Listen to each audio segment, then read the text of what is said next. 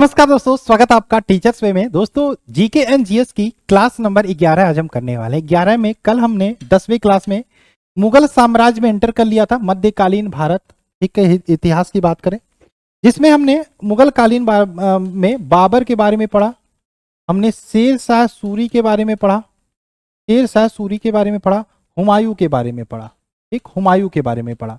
अब हम आगे चलेंगे, अकबर के बारे में पढ़ेंगे, थोड़ा सा अकबर के बारे में पढ़ेंगे, ठीक। और बस एक दो दिन की बात है, आपका ये मध्यकालीन भारत भी खत्म हो जाएगा।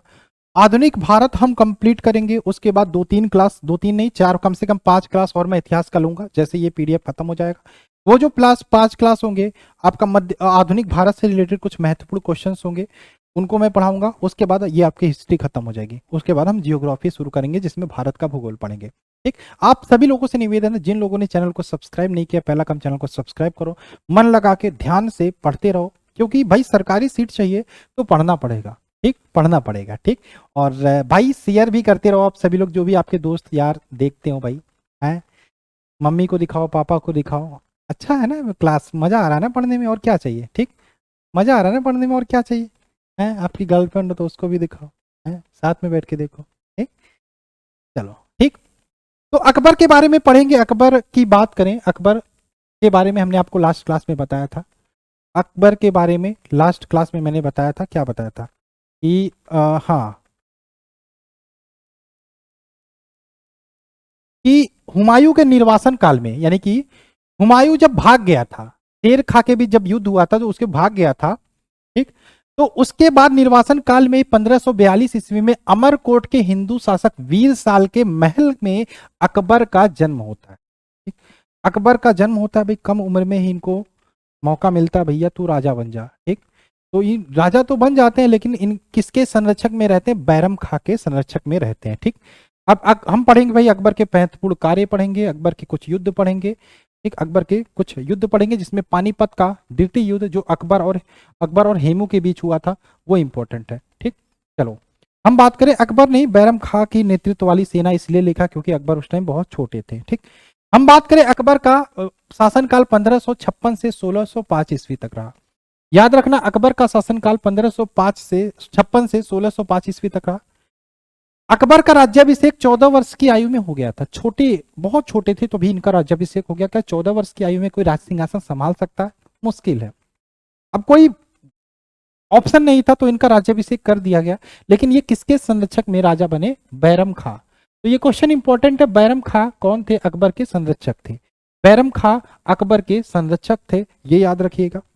एक क्वेश्चन और याद कर लीजिए भाई, एक क्वेश्चन और याद रखिए कि अकबर का बचपन का नाम क्या था। ये बचपन का नाम बताने क्यों पूछा जाता है। इनका नाम जलाल था। अकबर का बचपन का नाम जलाल था। क्या था? जलाल। तो अकबर का राज्याभिषेक 14 वर्ष की आयु में पंजाब के कालानौर नामक स्थान पर हो जाता है।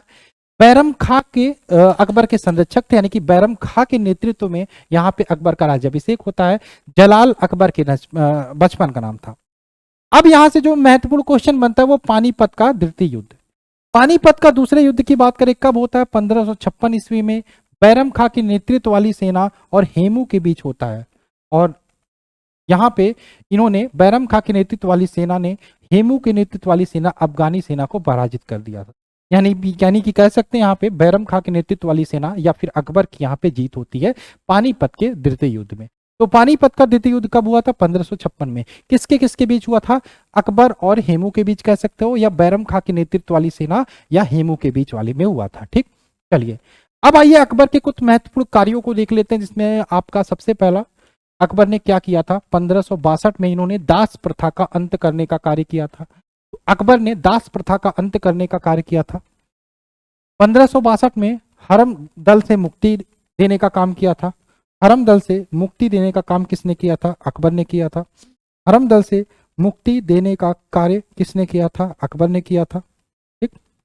इसके अलावा जजिया कर को समाप्त करने का काम 1564 में किया था। तीर्थ यात्रा पर जो कर लगता था उसको भी समाप्त करने का कार्य 1562 में किसने किया था? अकबर ने किया था, ठीक। तीर्थ यात्रा कर समाप्त करने का कार्य अकबर ने किया था। 1571 में फतेहपुर सीकरी की स्थापना, फतेहपुर सीकरी जो शहर है उसकी स्थापना करने का कार्य किसने किया था? अकबर ने किया था। एवं राजधानी को आगरा से फतेहपुर सीकरी स्थापन किसने किया था? अकबर ने किया था। तो फतेहपुर की स्थापना किसने की थी? फतेहपुर सीकरी की अकबर ने। राजधानी आगरा से फतेहपुर स्थापित किसने की थी? अकबर ने। इबादत खाने की स्थापना किसके द्वारा की गई थी? अकबर के द्वारा। इबादत खाने में सभी धर्मों के लोगों की प्रवेश की अनुमति अकबर ने दी। मजहर की घोषणा करने का काम अकबर ने किया था। लास्ट में अकबर ने एक धर्म भी चला दिया भैया। इन्होंने अकबर के द्वारा क्वेश्चन आएगा, अकबर के द्वारा कौन सा धर्म चलाएगा? तो दीन इलाही। तो दीन इलाही की स्थापना की थी 1582 में। ठीक, इलाही संवत की शुरू, ये धर्म चला नहीं था, समाप्त हो गया था। 1583 में इलाही संवत की शुरुआत हुई थी और 1582 में यहाँ पे दीन इलाही नामक धर्म की स्थापना करने का कार्य किसने किया था? अकबर ने किया था। दीन इलाही धर्म जो है स्थापित करने का काम किसने किया था? अकबर ने किया था। ठीक, चलो आगे चले। अब बात करें यहाँ पे, याद रखिएगा दीन इलाही धर्म स्वीकार किसने किया था? बीरबल। प्रथम एवं कहते हैं प्रथम अंतिम हिंदू शासक बीरबल था जिसने दीन इलाही धर्म को स्वीकार किया था। ठीक, तो इतना याद रखोगे, अकबर से रिलेटेड लिख लेना, बाद में पढ़ लेना। बैरम खां संरक्षक था अकबर का। अकबर का राज्याभिषेक 14 वर्ष की आयु में हुआ था पंजाब के कालानौर में। बचपन का नाम अकबर का जलाल था। पानीपत का द्वितीय युद्ध 1556 में हुआ था। अकबर और मुगल सेना अकबर और हेमू के बीच में हुआ था। दास प्रथा का अंत करने का काम किया अकबर ने। जजिया कर समाप्त किया था। तीर्थ यात्रा पर जो कर लगता था उसको समाप्त करने का कार्य किया था। इसके अलावा फतेहपुर सीकरी शहर की स्थापना का श्रेय अकबर को जाता है। अकबर ने अपनी राजधानी आगरा से फतेहपुर सीकरी स्थानांतरित की थी। दीन इलाही धर्म स्टार्ट करने का कार्य अकबर ने किया था। और इसके अलावा अकबर के शासन के दौरान 1576 में मेवाड़ के शासक राणा प्रताप तथा मुगल सेना के बीच हल्दी घाटी का युद्ध भी हुआ था जिसमें मान सिंह के नेतृत्व में मुगल सेना विजयी रही। ठीक, मुगल सेना विजयी रही थी। तो ये याद रखिएगा, हल्दी घाटी का युद्ध 1576 में हुआ था। सबसे ज्यादा ये पूछा जाता है किसके किसके बीच? मेवाड़ के शासक राणा प्रताप और मुगल सेना के बीच हुआ था। मेवाड़ के शासक राणा प्रताप, मेवाड़ के शासक महाराणा प्रताप और मुगल सेना के बीच हल्दी घाटी का युद्ध हुआ था। कब हुआ था? 1576 में। कब हुआ था? 1576 में। ठीक, चलिए। अकबर के दीवान थे राजा टोडरमल ने 1580 में 10 साला बंदोबस्त लागू किया था। किसने? अकबर के दीवान ने, राजा टोडरमल ने। किसने? 10 साला बंदोबस्त लागू किया था। दीन इलाही धर्म जो अकबर के द्वारा चलाया गया था इसको स्वीकार करने वाला प्रथम एवं अंतिम हिंदू राजा कौन था? बीरबल था। ठीक, बीरबल का मूल नाम क्या था? क्वेश्चन आ सकता है। बीरबल का हिंदू था क्योंकि इसका नाम महेश दास था। हिंदू राजा था, हिंदू था ये, इसलिए इसका नाम महेश दास था। अबुल फजल ने आईने अकबरी लिखी और अकबरनामा नामक ग्रंथ की रचना की। तो ये क्वेश्चन कई बार पूछा जाता है, आईने अकबरी किसके द्वारा लिखी गई? अबुल फजल के द्वारा। अकबरनामा किसके द्वारा लिखी गई? अबुल फजल के द्वारा। आईने अकबरी किसके द्वारा लिखी गई? अबुल फजल के द्वारा। और अकबरनामा किसके द्वारा लिखी गई? और अबुल फजल के द्वारा। ठीक, चलो ये दोनों क्वेश्चन याद रखना, दोनों आपसे बार बार पूछे जाते हैं। ठीक है, चलो। अकबर के दरबार में 9 रत्न रहते थे जिसमें तानसेन। 9 रत्न कौन कौन से थे? 9 रत्न की बात करें, अकबर के दरबार में 9 रत्न रहते थे जिसमें अबुल फजल, हैजी, तानसेन, बीरबल, टोडरमल, राजा मान सिंह, अब्दुल रहीम खान खाना, फकीर अजीउद्दीन और मुल्ला दो प्याजा। ये टोटल 9 रत्न किसके दरबार में रहते थे? ये अकबर के दरबार में रहते थे जिसमें मुख्यतः आपके तानसेन, बीरबल, टोडरमल ये आपके प्रमुख थे। मनसबदारी एक प्रथा थी। मनसबदारी प्रथा एक विशिष्ट सैन्य एवं प्रशासनिक व्यवस्था थी जिसमें भारत में अकबर ने प्रारंभ किया था। भारत में किसने मनसबदारी प्रथा प्रारंभ की थी? अकबर ने। अकबर के दरबार के प्रमुख विद्वान की बात करें, अब्दुल समद, दसवंत एवं बसावन ये प्रमुख चित्रकार थे। कौन थे? चित्रकार थे। अकबर का मकबरा कहाँ स्थित है? सिकंदरा में। कहाँ स्थित है? सिकंदरा में। याद रखिएगा, सिकंदरा में। ठीक है, तो इतना सारा चीज आप याद रखोगे अकबर से रिलेटेड, तो इससे बाहर आपका नहीं जाएगा। अब कुछ धार्मिक और सामाजिक सुधार जो किए गए थे अकबर के काल में, इसको देख लेते हैं। ये मैंने बता दिया ना, दास प्रथा का अंत किया था, तीर्थ यात्रा कर को समाप्त करने का कार्य किया था, जजिया कर को समाप्त करने का कार्य किया था, फतेहपुर सीकरी शहर की स्थापना की और फतेहपुर सीकरी को अपनी आगरा से जो राजधानी थी अपनी वो आगरा से स्थानांतरित करके फतेहपुर सीकरी लाने का कार्य अकबर ने किया था। इबादत खाने में सभी धर्मों के लिए खोला, अर्थात यह सभी धर्म के लोग यहाँ पे आ सकते हैं। मजहर और तथाकथित अमोघत्व की घोषणा की। दीन इलाही नामक धर्म चलाया। ठीक, और कुछ दिनों को मतलब कुछ निश्चित दिनों को कई जानवरों की हत्या का विरोध भी किया था। तो ये अकबर से रिलेटेड इंपॉर्टेंट चीजें थी, इनको आप याद रखना। और कुछ बचता नहीं है, जो बचता है मैंने जो था इंपॉर्टेंट सारी चीजें मैंने बता दिया, सारी चीजें मैंने बताया। ठीक, एक और चीज आप लिख लो, बुलंद दरवाजा के बारे में आपने सुना होगा, इसका निर्माण किसने करवाया? अकबर ने करवाया था। बुलंद दरवाजा, बुलंद दरवाजा, बुलंद दरवाजा निर्माण करने का श्रेय किसको जाता है? अकबर को जाता है।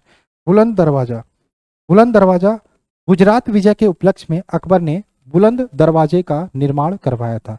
बुलंद दरवाजे का निर्माण करवाया था। और अकबर के काल को हिंदी साहित्य का स्वर्ण काल कहा जाता है, ये भी आप लिख सकते हो। ठीक, अकबर के काल को, अकबर के काल को, काल को हिंदी साहित्य का, हिंदी साहित्य का, ये लिख लो, हिंदी साहित्य का स्वर्ण काल कहा जाता है। ठीक, क्या? स्वर्ण काल कहा जाता है। जो मैं बता रहा हूं उतना ही पढ़ो, कोई दिक्कत नहीं है। ठीक, ठीक है, बाकी कोई दिक्कत नहीं है पढ़ने की, यहीं से आपके क्वेश्चन फंसेंगे, देख लेना, मैं गारंटी के साथ बोल रहा हूँ। ठीक, गारंटी के साथ बोल रहा हूँ। बाकी चलिए अब हम आते हैं, अब हम आते हैं आगे, जहांगीर के बारे में पढ़ते हैं। जहांगीर की बात करें, 1605 से 1727 इसका टाइम पीरियड रहा, शासनकाल रहा, 1627 से 1727। जहांगीर के बचपन का नाम याद रखा, सलीम था। क्या था? सलीम था। और यह नाम अकबर ने सूफी संत शेख सलीम चिश्ती के नाम पर रखा था। सूफी संत थे शेख सलीम चिश्ती, इनके नाम पर अकबर ने जहांगीर के बचपन का नाम सलीम रखा था। ठीक, जहांगीर किसके लिए याद किए जाते? न्याय की जंजीर के लिए याद किया जाता है, जो उसने आगरा के किले में लगवाई थी। आगरा के किले में न्याय की जंजीर लगवाने का काम किसने किया था? जहांगीर, जिसके लिए जहांगीर को याद किया जाता है। बचपन का नाम सलीम था। सलीम किसके नाम पर पड़ा था? अकबर ने इसका नाम शेख सूफी संत शेख सलीम चिश्ती के नाम पे जहांगीर के बचपन का नाम सलीम रखा था। ठीक, सलीम रखा था। चलो आगे चले, आगे चले। अकबर के पुत्र थे जहांगीर, याद रखिएगा। चलिए, अपने विद्रोही पुत्र खुसरो का साथ देने के आरोप में उसने सिखों के पांचवें गुरु गुरु अर्जुन देव को फांसी दी थी। याद रखिएगा, बहुत इंपॉर्टेंट। गुरु अर्जुन देव सिखों के पांचवें गुरु थे, उनको फांसी देने का काम किसने किया था? जहांगीर ने। जहांगीर ने सिख के धर्मगुरु, पांचवें धर्मगुरु गुरु अर्जुन देव को फांसी देने का काम किया था। किसने? आपका किसने किया था? जहांगीर ने। ठीक, जहांगीर ने मेहरुन्निसा को शादी के बाद नूर महल एवं नूर जहां की उपाधि दी थी। इनकी पत्नी थी मेहरुन्निसा। मेहरुन्निसा को शादी के बाद नूर महल एवं नूर जहां की उपाधि दी थी। नूर जहां की बात करें, नूर जहां ईरान के निवासी गयास बेग की पुत्री एवं अली कुली बेग शेर अफगान की विधवा विधवा थी। ठीक, ये इतना इंपॉर्टेंट नहीं है, याद रखिएगा। ये नूर महल और नूर जहां की उपाधि दी थी। जहांगीर के शासनकाल में ईस्ट इंडिया कंपनी ने भारत में अपनी पहली फैक्ट्री मसूलीपट्टनम में स्थापित की थी। ये इंपॉर्टेंट है, ये अभी आप एक बार ऐसे पढ़ लो। बाकी जब हम आधुनिक भारत पढ़ेंगे तो हम देखेंगे भाई भारत में किस प्रकार से यूरोपीय कंपनियों का आगमन हुआ था, किस प्रकार से अंग्रेजी आए, किस प्रकार से फ्रांसीसी आए, किस प्रकार से डच आए, किस प्रकार से भारत को लूटा खसोटा, किस प्रकार से कौन कौन सी कंपनियां स्थापित हुई। ठीक है, सब कुछ हम पढ़ेंगे। लेकिन आप याद रखना, जहांगीर के शासनकाल में ईस्ट इंडिया कंपनी की पहली फैक्ट्री भारत में मसूलीपट्टनम में स्थापित की गई थी। कहाँ पे? मसूलीपट्टनम में। ठीक, चलिए, जहांगीर ने अपनी मुगल चित्रकला, जहांगीर के समय जो मुगल चित्रकला थी वो चरमोत्कर्ष पे थी, यानी कि पीक पे थी, पीक पे। ठीक है, चरमोत्कर्ष पे थी। जहांगीर के दरबार में आगा रजा, अब्दुल हसन, अबुल हसन, उस्ताद मंसूर, बिशनदास, मनोहर आदि ये प्रमुख चित्रकार रहते थे। जहांगीर की मृत्यु भीमवार नामक स्थान पर हुई। उसने शाहदरा या लाहौर में रावी नदी के किनारे दफनाया गया था। लाहौर में रावी नदी के किनारे दफनाया गया था। अब आते हैं शाहजहां के बारे में। शाहजहां की बात करें, ताजमहल से रिलेट करते हो आप भाई, ताजमहल 1627 से 1657 इनका टाइम पीरियड रहा था। शाहजहां की बात करें, शाहजहां के शासनकाल का स्थापत्य कला का स्वर्णकाल। स्थापत्य कला का स्वर्णकाल किसको बोलते हैं? शाहजहां के काल को। स्थापत्य कला का स्वर्णकाल किसको बोलते हैं? शाहजहां के काल को। शाहजहां के काल को स्थापत्य कला का स्वर्णकाल बोलते हैं। और वहीं पे अगर जो हम जहांगीर के काल की बात करें, इसको चित्रकला का स्वर्णकाल बोलते हैं। जहांगीर के काल को चित्रकला का स्वर्णकाल बोलते हैं और शाहजहां के काल को स्थापत्य कला का स्वर्ण युग कहा जाता है। दोनों याद रखिएगा। अब देखो शाहजहां ने क्या किया भाई, पुर्तगाली के बढ़ते प्रभाव, अंग्रेज आने लगे थे उस टाइम, धीरे धीरे भारत में अपना प्रभाव जमाने लगे थे, प्रभाव जमाने लगे थे।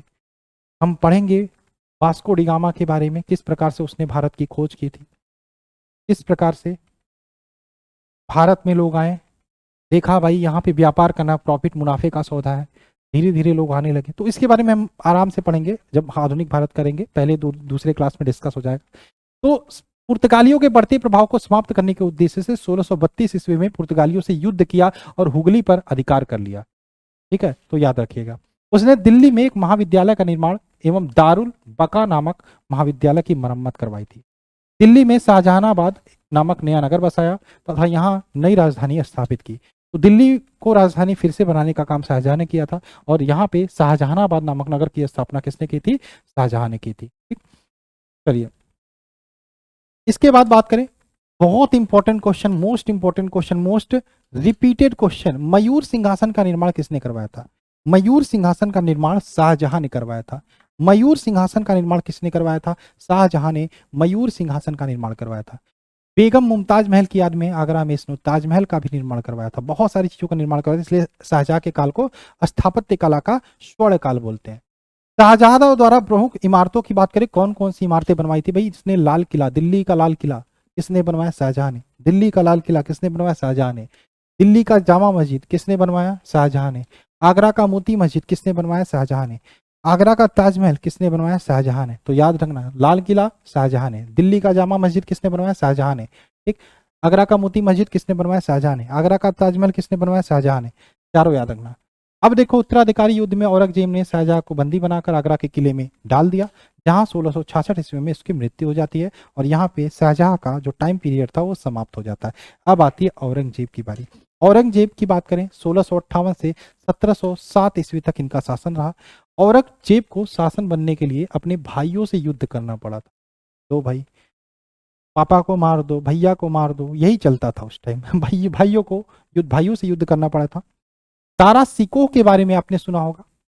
दारा सिकोह और औरंगजेब के बीच उत्तराधिकारी का अंतिम युद्ध हुआ। ठीक, बहुत बेहतरीन शासक था, बनता अगर जो औरंगजेब की जगह दारा सिकोह तो बहुत बेहतरीन शासक था ये। ठीक है, तो कुछ अलग ही इतिहास होती है।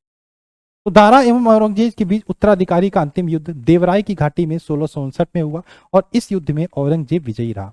औरंगजेब विजयी रहा। इस्लाम धर्म नहीं स्वीकार करने के कारण सिखों के नवे गुरु तेग बहादुर की हत्या करने के काम किसने किया था? औरंगजेब ने। तेग बहादुर सिखों के 9वें गुरु थे। 10वें गुरु गुरु गोविंद सिंह थे। इसके बाद सिखों ने जो आपका गुरु ग्रंथ साहिब है उसको धर्म ग्रंथ के रूप में मान लिया और इसके बाद कोई गुरु नहीं बने। गुरु गोविंद सिंह सिखों के महत्वपूर्ण गुरु थे और गुरु गोविंद सिंह अंतिम गुरु भी माने जाते हैं। ठीक, और 9वें गुरु गुरु तेग बहादुर थे। इन्होंने मुस्लिम धर्म स्वीकार नहीं किया और इस कारण से इनकी भी हत्या करने का काम किसने किया? औरंगजेब ने किया। जिंदा पीर किसको कहा जाता? औरंगजेब को। बहुत इंपॉर्टेंट है ये, मोस्ट इंपॉर्टेंट है। जिंदा पीर किस शासक को कहा जाता? औरंगजेब को। 1679 में हिंदुओं पर जजिया कर लगाने का काम किसने किया था? औरंगजेब ने। 1679 में हिंदुओं पर जजिया कर लगाने का काम किसने किया था? औरंगजेब ने, याद रखिएगा। इसने झरोखा दर्शन तथा तुलादान प्रथा पर प्रतिबंध लगा दिया। झरोखा दर्शन तुलादान प्रथा पर प्रतिबंध लगाने का काम किसने किया? औरंगजेब ने। औरंगजेब ने अपना अधिकतर समय दक्षिण भारत को जीतने में लगा दिया और उसके लिए नासूर साबित हुआ। ठीक, उसके लिए यही नासूर साबित हुआ। औरंगजेब को मृत्यु के बाद दौलताबाद के निकट दफना दिया गया और उसका मकबरा औरंगाबाद स्थित है। औरंगाबाद, औरंगजेब का मकबरा कहाँ स्थित है? औरंगाबाद में स्थित है।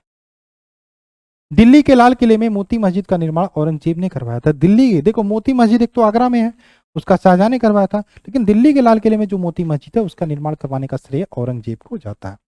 कुछ प्रमुख घटनाएं औरंगजेब से रिलेटेड, इनको देख लेते हैं भैया। तो इसमें प्रमुख घटनाओं की बात करें, सबसे पहले 1663 में सती प्रथा पर प्रतिबंध लगा दिया था। सती प्रथा पर प्रतिबंध लगाने का काम किसने किया था? औरंगजेब ने। 1669 में झरोखा दर्शन की प्रथा समाप्त तथा अपने दरबार के संगीतकारों को बर्खास्त किया। ध्यान रहे कि औरंगजेब के काल में संगीत पर सर्वाधिक पुस्तकें लिखी गई, ये भी इंपॉर्टेंट है। ठीक, 1670 में बादशाह को सोने चांदी से तौलने की प्रथा समाप्त की और 1675 में गुरु तेग बहादुर को फांसी की सजा भी दी। ठीक, चलिए, इसके शासनकाल में हिंदू अधिकारों की संख्या संपूर्ण मुगल इतिहास में सर्वाधिक 1/3 रही। ठीक, अधिकारों को समाप्त कर दिया गया। औरंगजेब ने 1679 में जजिया कर पुनः लागू किया और उसने अपने अभियान के दौरान 1705 में इसे लंबित 1705 में इस कर को लंबित रखा। ठीक, औरंगजेब को सारी दरवेश तथा जिंदा पीर के रूप में जाना जाता है। जिंदा पीर इंपॉर्टेंट है। इसने आलमीर की उपाधि ली थी। औरंगजेब ने कौन सी उपाधि ली थी? आलमीर की। कौन सी उपाधि ली थी? आलमीर की। ठीक है, चलिए, इसने अपने सिक्कों पर कलमा या कुरान की आयतें खुदवाना बंद कर दिया।